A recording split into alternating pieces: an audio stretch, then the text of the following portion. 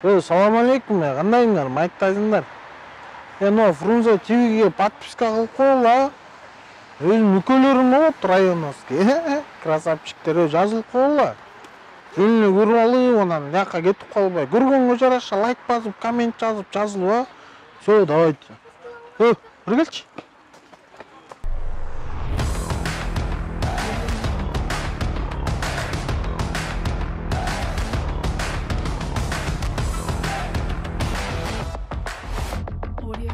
Assalamu alaikum сүйүктүү көрүүчүлөр, Чоң Суроо долбоору Фрунзе ТВ каналы кайрадан эфирде. Жана бүгүн биз сонун бир аба ырайы болуп турган учурда Бишкек шаарына чыгып, жакшы бир теманы козгойлу дедик. Себеп дегенде, буга чейин биз айымдардан сураганбыз, канча акча табыш керек мырзалар деп айына. Эми бүгүн айымдардын өздөрүнөн сурайбыз, бир айда канча каражат табат. Азыркы учурда көпчүлүк кыздар өз алдынча иштеп, өз алдынча каражат таап жатканы көпчүлүк үчүн жашыруун эмес, албетте. Бирок канча айлык алышат, же болбосо канча каражат табышат бир айда, ошонун баарын эми көпчүлүгүбүз билбесек керек. Чынчындап келгенде бүгүн ар кандай кесиптерде иштеген кыздарды сураганга аракет кылабыз. Анан кийин аны менен биргеликте орто эсепинен кыздар бир айда канча акча табат экен, ошону билип бергенге аракет кылмакчыбыз.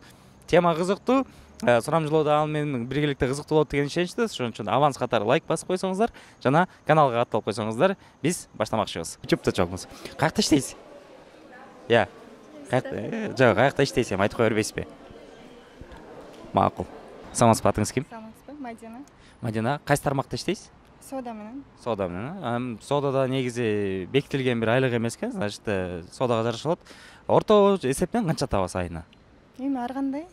Эми орто эсеп дегенде мындай соода жакшы да эмес, жаман да эмес, орточо кандай болот атса ошондой эле кетип атат. Эсеп менен примерно бир 20-30 эле. 20-30. А эгер сезон болуп соода жакшы болсо, анда потолок канчага чейин чыгышы мүмкүн? Мен эми бул сооданы жаңы баштадым да, азыр биле элекмин кандай болот. Жаңы баштадым. Жаңы башталган менен азыр уже 30га чейин чыгып атат. Буйруса. Все, чоң рахмат. Каражат табасыңар депчи, кандай жумушта иштейсиңер да?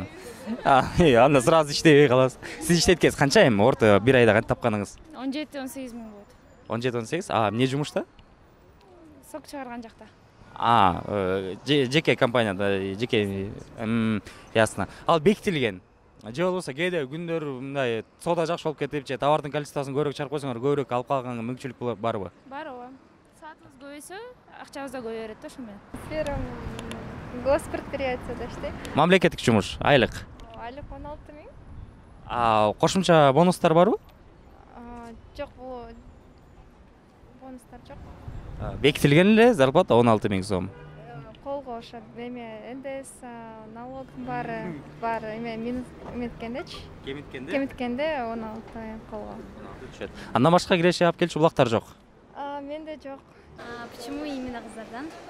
Потому что кыздар самостоятельный болуп калышты. Кыздар өздөрү иштейт, кыздар тыгын келишет. Анан ошо эркектерге анча-мынча караганда кыздар азыр жакшыраак табат атышат. Ошон үчүн сурап коелу дегенбиз. Канча эми процент болгондо? Мы это не говорим беке, но хорошая деп айтсам. Хороший болгондо район канча, бир 25, 30, 40? Мы это тоже не говорим.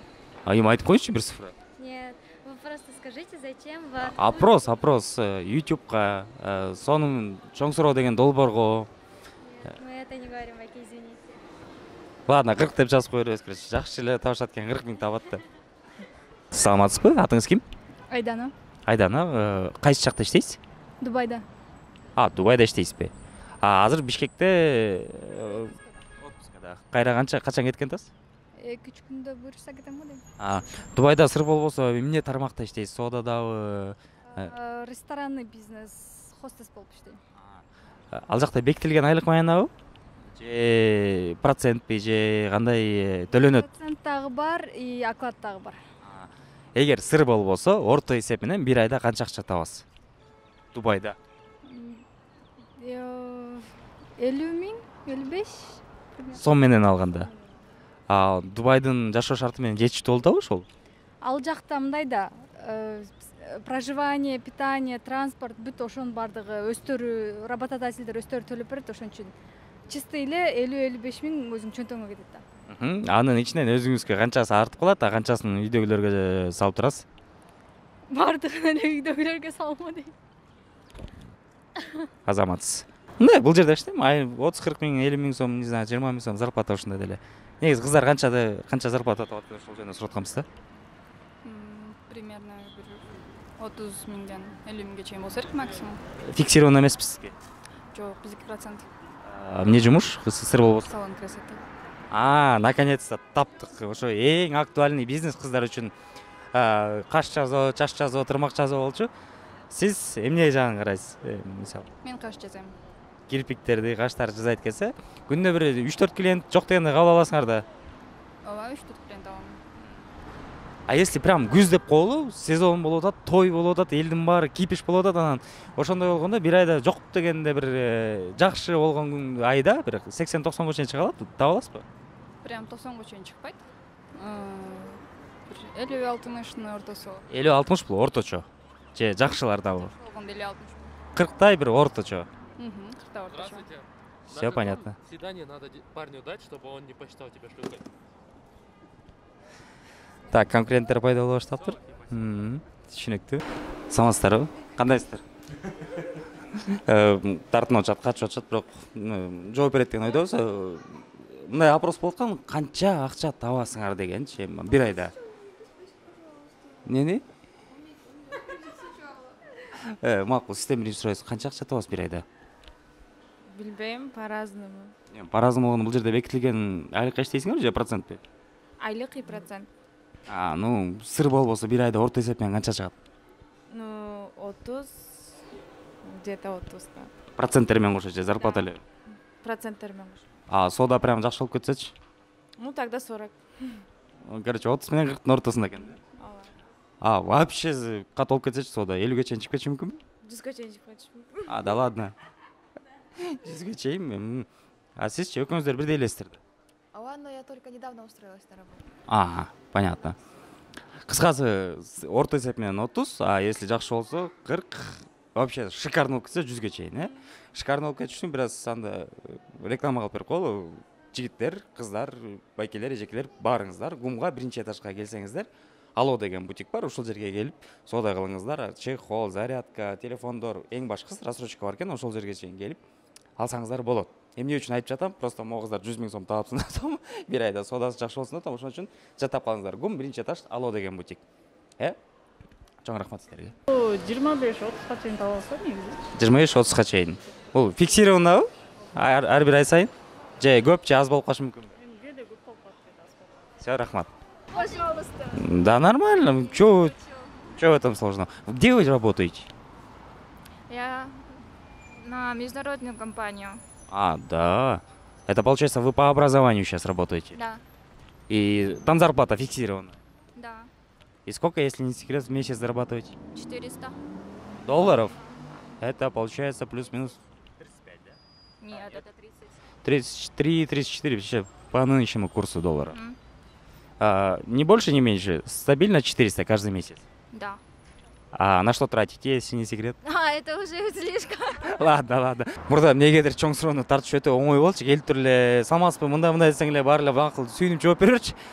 Акыркы күндөрү мындай 5 метр, 10 метр жакындап келатканда эле мен сизди тааныйм деп туруп бурулуп кача турган адат табаш элдерчи. Бул эмнени билдирет? Эки жагы бар. Бирөө жакшы жагы элдин баары таанып калыптыр, биздин долбоорубузду билип калыптыр. Жаман жагы элдер коркуп калыптыр. Бул эмнеден белги берет? То, что комментарийди ар дайым катышуучуларыбыз дагы көргөн адамдар да окуйт экенсиздер. Ошон үчүн комментарийден бир аз сылык болойлу, ар дайым. Себеби биздин жумушубуз барган орулошуп баратат.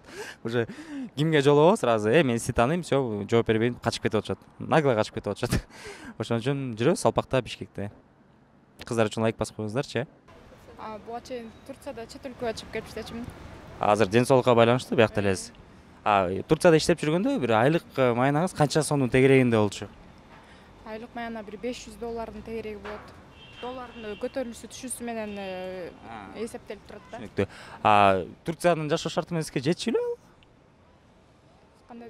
Жетчүлү? Өзүңүзгө жетип артып, анан бияка да кичине акча которгонго мүмкүнчүлүк болчу беле же? Болчу. Жакын арада кайра кетесизби же? Эми азыркы учурда азыр жолдор жабык болуп эме болуп атпайбы, анан баягы Турцияга көбүнчө сезондуу жумушка кетишет да. Аны сезон бүтүп атканга байланыштуу уже азыр барыштын деле кажети жок болуп калып атат да. Где вы работаете? Я работаю моделью в Upmodels. Моделью, да? И получается у вас не фиксировано получается за выход, по-моему. Да. Как-то оплачивается. Все зависит от заказчиков. Ну, допустим, за один показ сколько вы получаете? За один показ от 1000 до 2000. Сомов. Да. И получается в месяц сколько вы заказов примерно берете? Так, ну, максимум это 5-10, минимум это 1-2. А это получается более так хобби, да, а не основное? Да, это более хобби. А есть другие источники заработка? Пока нет, потому что я учусь. Ну понятно. И получается дальше уже будете работать под специальность? Дальше, да. Все, итого суммируем где-то в районе от 10 до 15 тысяч, да? Да, это максимум, это даже не минимум. Это максимум, да? А другие, там, допустим, на фотосессии какой-то бутик позовет, не знаю, там, на такие-то какие-то есть тарифы определенные, там, $100 или 5000 сомов за столько-то там часов работы? Так как мы живем с вами в Кыргызстане, у нас не в долларах тарифы, скорее в сомах, и от 1000 до 2000 за час. Да, ну, сейчас, понятное дело, дома с учебой. А раньше где работали? Я работала флористкой. Опа. Самый прибыльный бизнес. Точно говорю. И сколько там в месяц можно было зарабатывать? Ну, понятное дело, у вас не фиксировано, ну, по продажам зависит. Дневной мы по большинству получали. И как бы я не считала, Ну, в среднем. сколько будет. Ну, в среднем. В среднем, может, 15, может, больше. Иногда больше получалось. По праздникам больше, конечно. Ну, на 8 марта круче вас никого нету по Бишкеку, если честно. Только вы такие. А в такие дни, получается, ну, от 15 до 25 можно было. Можно, да. Можно. Ну, по праздникам, это понятное дело, там уже до 50. Или нет? Это учитывая то, что если ваш собственный бутик, да, цветов, тогда можно. Если собственный, да. А если просто на проценты работаете, то где-то в районе 40 потолок. Да, можно так. Все, рахмат, спасибо. Мынакей өзүңүздөр көргөндөй эле көпчүлүк кыздардын орто айлык маянасы 20-30 миңдин тегерегинде. Анча мынчалар андан көбүрөөк, анча мынчалар андан азыраак табат экен. Эң негизгиси табып жатыштыр. Ошол нерсе кубантат. Себеп дегенде үй бүлөлүү болгон болсо, үй бүлөсүнө бир аз жардам көрсөтүп жатышат. Бойдок болгон болсо өзүн каржылаганга дагы үйдөгүлөрүнө бир аз жүк болбой, сонун бир мүмкүнчүлүк түзүп алганы кубандырат. Албетте, кыздар азаматсыздар, жана жигиттерибиз сиздерге да мынакей бир чакан кайрылуубуз болот. Ар дайым эле кыздар анан кийин эркектердин акчасына карап же мамиле кылышат, анан тигиндей мындай деген сыяктуу биздин анча-мынча көрүүчүлөрүбүз бар. Таң калбаңыздар, бул сыр эмес. Канча жылдан бери эле ушул тенденция келатат. Кыздар азыр өзүмчүл болгонго өтүп калышты. Бул жакшы жагы дагы бар, бир аз жаман жагы дагы бар. Эң негизгиси мен азырынча жакшы жактарын эле көрүп жатам. Себеп дегенде айтып өткөндөй эле үй бүлөсүнө же болбосо жок дегенде өзүнүн каржылаганга сонун бир мүмкүнчүлүк түзүп алыптыр. Андыктан мындай вопрос чаккан болсо сиздерден болгону лайк, жалпы катышкан кыздарыбыз үчүн, биздин мээнетибиз үчүн каналга катталып койсоңуздар болду. Фрунзе ТВ каналы ар дайым жакшы бир сурамжылоолорду жүргүзүп бергенге сиздерге кепилдик бере алабыз. Ошон үчүн алдыда кийинки эфирде көрүшкөнчө сак саламат калыңыздар. Элдос Аскарбеков, Фрунзе ТВ.